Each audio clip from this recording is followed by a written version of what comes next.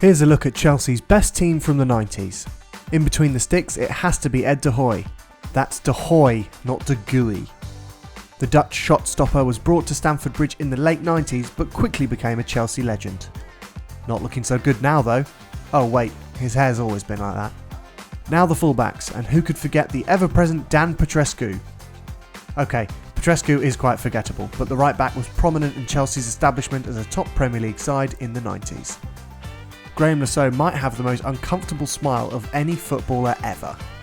But that didn't affect his ability on the pitch, and his 2 impressive spells at Stamford Bridge makes him a solid choice at left back.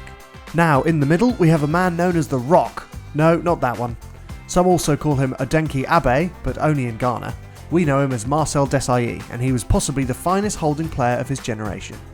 Accompanying Desailly is Frank Leboeuf, a player who could pass a ball as well as anyone in the 90s.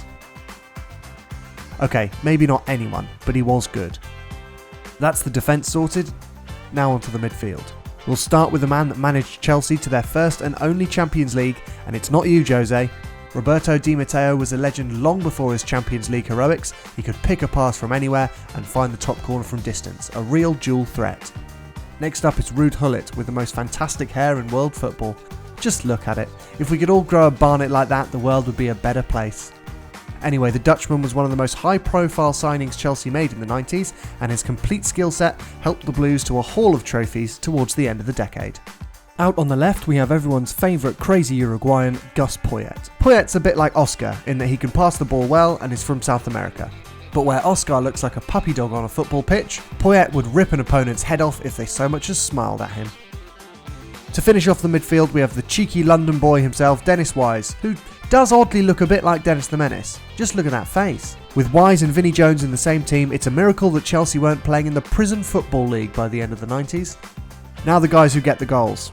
It is often thought that Torre Andre Flo is actually Peter Pan and is not growing old at all. Maybe there's something in the water in Norway, but the striker consistently found the net for Chelsea before he took his talents north to Neverland. Sorry, Rangers. It wouldn't be a 90s Chelsea team without their main man in the decade, Franco Zola. Even though he only came up to a defender's knees, Zola was the talisman of the Chelsea side that won the FA Cup, League Cup, Cup Winners' Cup and Super Cup. Should have been called Gianfranco Gola. So there you have it, Chelsea's best 11 from the 90s.